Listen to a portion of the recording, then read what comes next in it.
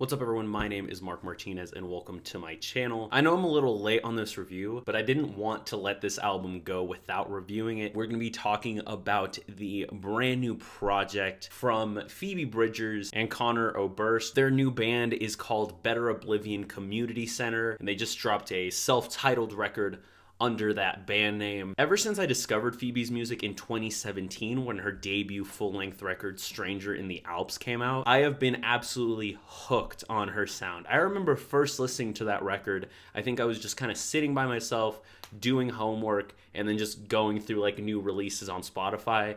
The cover caught my eye and I listened to it, and I've never been the same since. Since then, she's dropped a handful of kind of one-off singles, stuff like that. And then this last year, she collaborated with fellow artists Julian Baker and Lucy Dacus to form Boy Genius, with which they released a self-titled EP that was phenomenal. It was one of my top albums of the year in my top albums of 2018 list. You can check that video out right here. And now we got this kind of out of nowhere, but I was still incredibly excited to listen to it when I found out about it, because I literally cannot get enough of Phoebe Bridgers and her sound and her voice and her lyricism. Everything about her music just hits the right key for me. With that said, I admittedly did not know who Conor was before this release. I now do know who he is, and I've gone back and listened to some of his own music. Also, this review isn't going to be a track by track, and I've been wanting to try this style review a little bit more. We're just kind of gonna sit. I have some notes here, and I'm just gonna talk about the record. Better Oblivion Community Center's self-titled record really relishes in its own simplicity. From the lyricism, to the instrumental parts, to the actual performances, this record truly succeeds by using a veil of simplicity to make for an incredibly easy listen. However, as with the Imagineers at Disneyland who attempt to mask intricate engineering work to keep consistent with the fantasy being sold, Phoebe Bridgers and Conor Oberst are able to hide crucial details in plain sight while being able to produce a great indie contemporary folk record thing. The opening verse sees Phoebe Bridgers describing a number of seemingly inconsequential events in her daily life. And perhaps if her phone had a camera, if there was a greater reason to remember herself or the water or the man on the off-ramp, she would.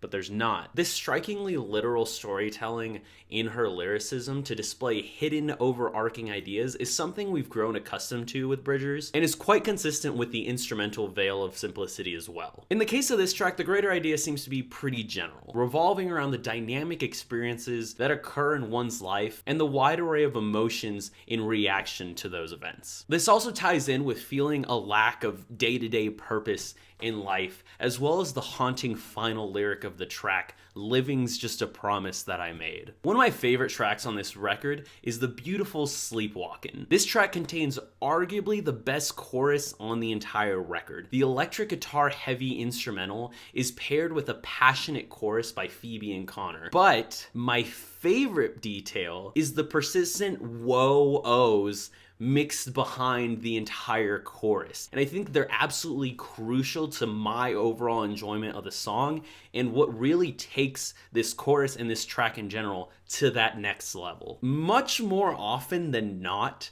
and by that I mean pretty much everywhere, Conor and Phoebe don't really treat the songs on this record as duets, with two distinct voices coming together. Instead, they tastefully stack their vocals in order to appear as one instrument, almost as making themselves one voice. In the most infectious song on this record, Dylan Thomas, they make phenomenal use of this strategy, where they pretty much use this throughout the entire song, and it proves to be incredibly effective. Admittedly, I think this strategy does lead to Phoebe's voice starring a little bit more. I think you can just pick her voice out a little bit stronger when they're really stacked upon each other. But Conor definitely makes up for any shortcomings vocally with his guitar work throughout the record. As with all, this record does have its faults. Specifically, songs like Exception to the Rule didn't quite strike the right chord with me. And while I can appreciate the risk taken with a keyboard synth-led track, I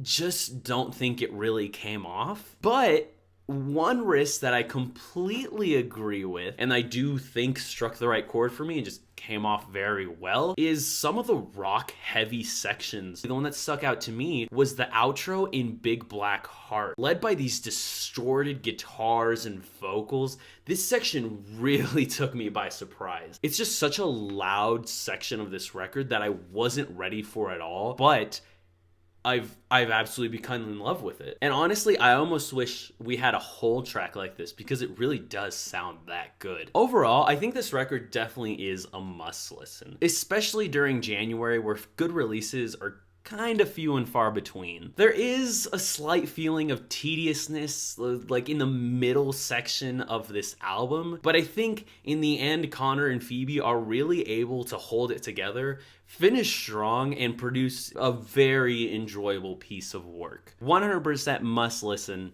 We'll do 7 out of 10. I'm going to go ahead and throw my favorite and least favorite songs down below in the comments. If you guys have listened to this record, go ahead and throw your opinions down below as well. If there's anything coming up that you guys would like to see me review, please let me know. I'm always looking for new stuff to check out and new stuff to review. Thank you guys so much for watching this video. Remember to drop a like if you enjoyed and subscribe down below. Check me out on social media at Markyish on everything. And of course, do fun things and stay beautiful. They proud of all my fucking friends, missing